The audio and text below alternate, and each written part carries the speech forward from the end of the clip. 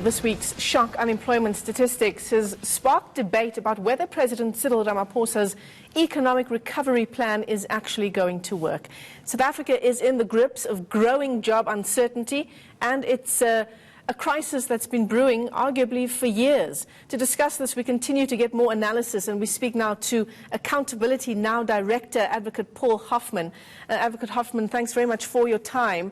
You know, we've spoken to so many analysts in the wake of that 29% joblessness number that we were told about just this week. And there are various plans, various suggestions on where we should go to now. But we want to ask you, why have we not gotten there faster? Thank you, Michelle, and good afternoon to your viewers.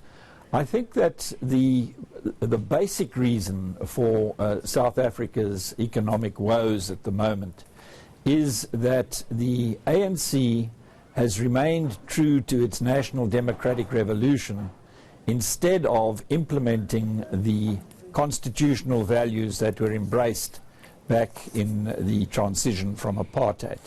So until the ANC becomes pragmatic rather than ideological about the economy, we are going to struggle. The second point that I would make is that the ravages of state capture, grand corruption, kleptocracy need to be addressed urgently through the establishment of an integrity commission which is able to investigate, prosecute, and recover the loot we could do with that money. That would be a way out of the woods. And the third thing, in order to promote business confidence, and both of the others would also do so, but the third point that I would make is that our labour market, our fair labour practice jurisdiction has turned out to be too friendly to employees and too unfriendly to employers.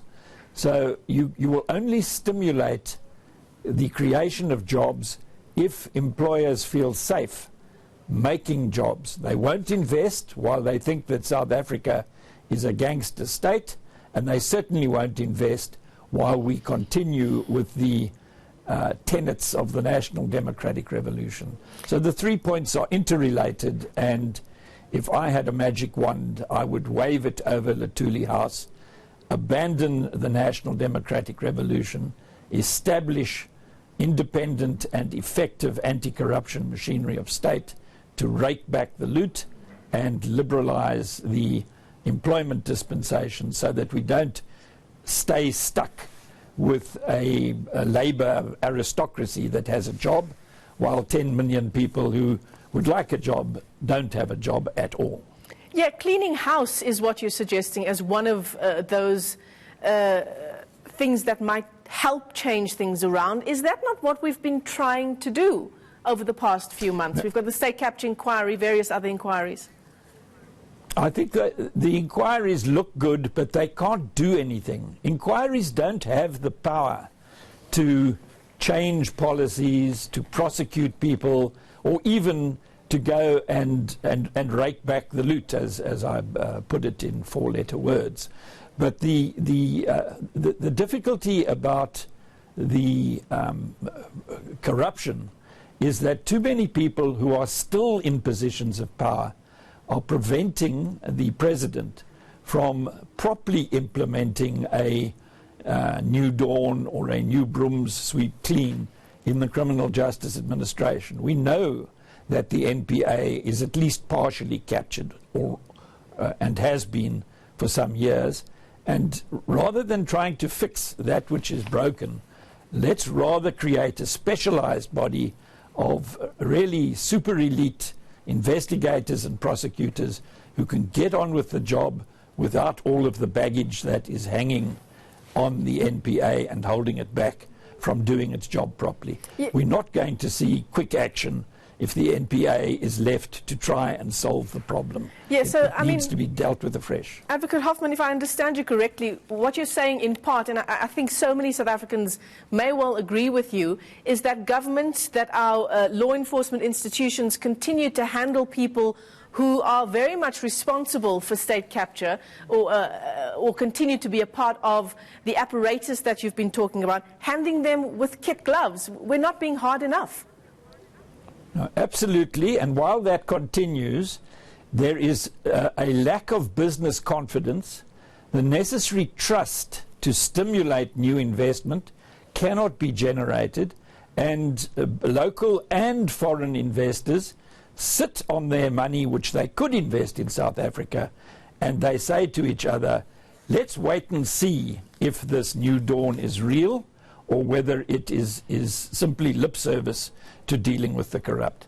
When a couple of big fish go down, it will have a very strong message that business confidence can return, that trust in the application of the rule of law in South Africa is well placed, and that it is safe to invest in South Africa so that we can enjoy in the future that which we don't enjoy now, a peaceful state which is secure, a progressive state which is sustainable, and a prosperous state where prosperity is shared.